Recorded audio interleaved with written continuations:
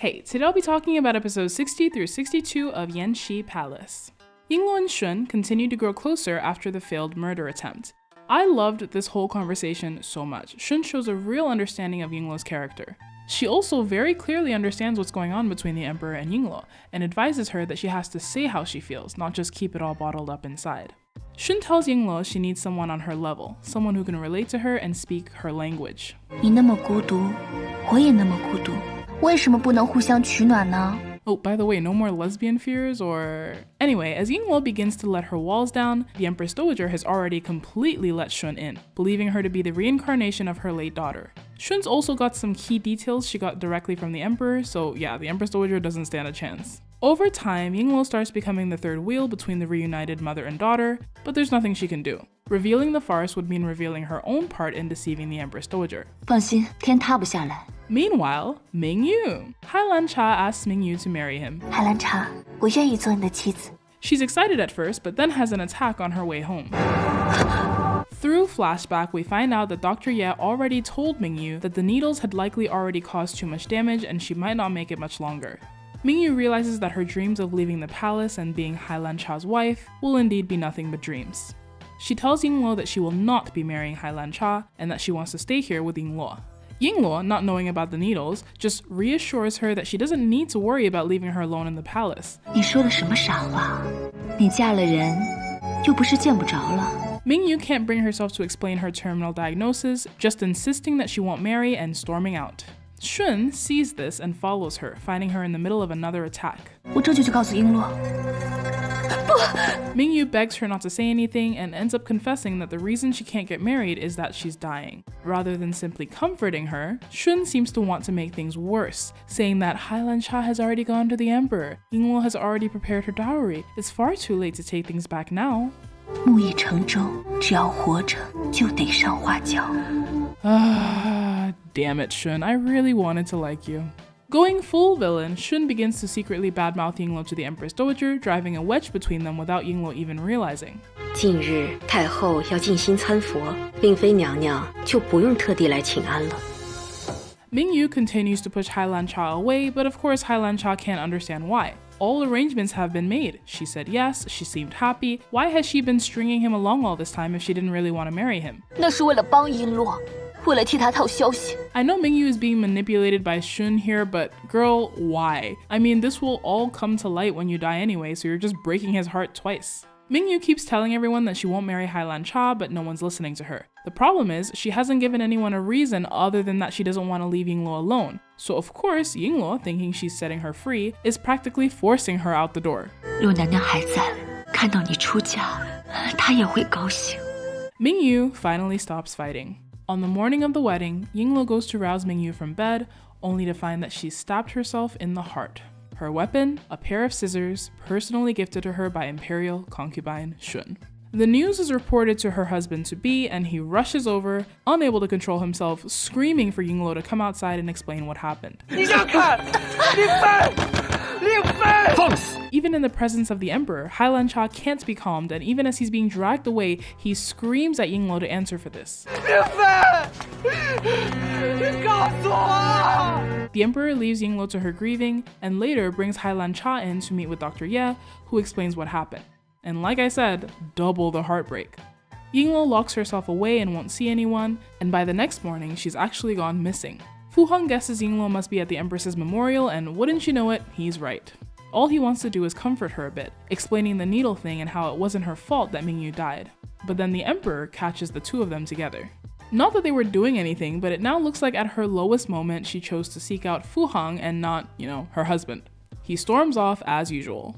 Even in her grief, Yingluo knows the harem never sleeps. Composing herself, she suddenly comes to a realization.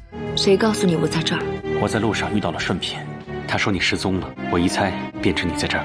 And she was no doubt the one who told the Emperor to make his way over as well. This is the third time someone has arranged for him to accidentally run into Fu Hong and Yingluo to make him mad at her, and he just keeps falling for it. 怎么了？没事。 Putting the cherry on the cake, Shun goes to make things worse with the Emperor. She gives him some embroidery she did, a pattern she says Yingluo holds close to her heart. She then brings up Fu Hong, mentioning that he saved her life once on her journey into the palace. And oh, did you know that Fu Heng likes this pattern as well? What a coincidence. He angrily tells her to leave, and this is classic jealousy-induced dementia because, dude, you are too clever to have fallen for this. This was the clumsiest, least authentic. Shen would never. Yingluo is on to Shun now and goes to see her, confronting her about the scissors she gifted to Mingyu. Shun insists this is a misunderstanding, and poor Yingluo is really hurt. She clearly actually did start to open her heart to Shun, and yet here we are once again. Shun even tries to tell her that she did this for her own good. 明玉她活着很痛苦，死亡对她来说是最好的选择。闭嘴！ Shun tries the classic, I'll kill myself to prove my sincerity, and as Yingluo struggles to get the scissors away from her, Shun ends up stabbing herself.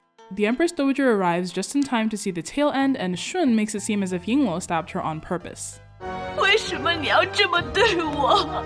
At this point, the Empress Dowager is completely blinded by reincarnation lies and immediately orders Yingluo arrested. You've known this girl for like 6 days. So anyway, Shun's plan works perfectly and Yingluo is locked up.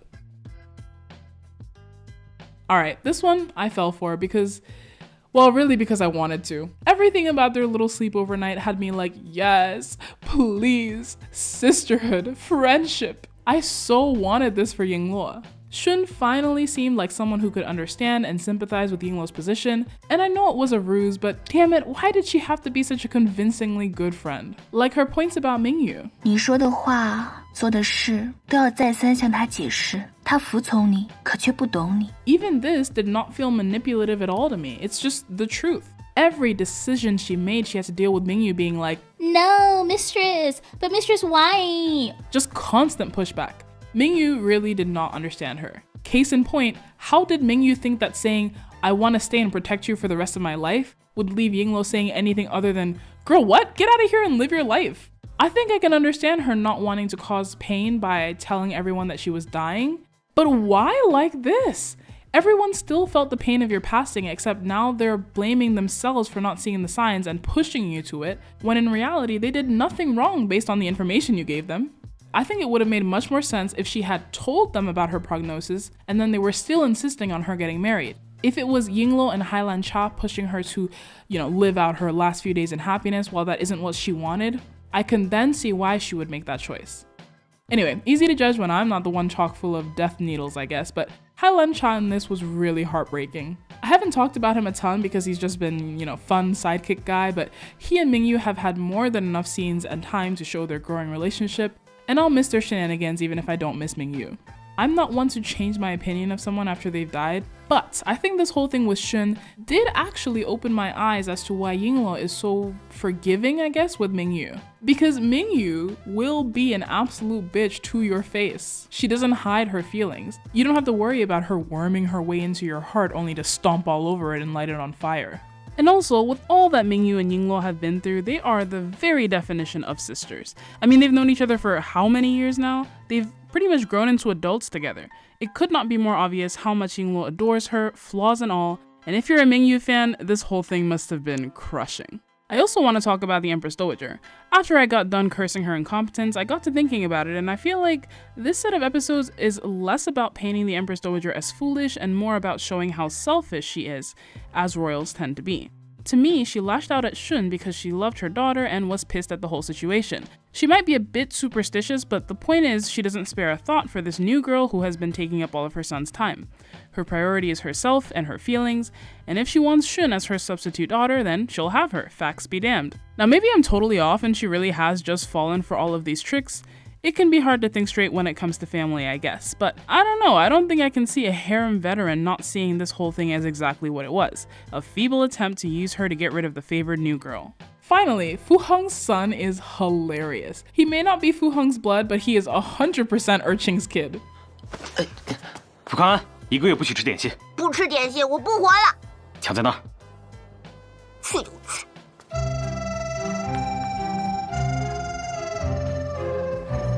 I mean, is that not literally Urchin acting like she's gonna kill herself every time there's even the slightest inconvenience?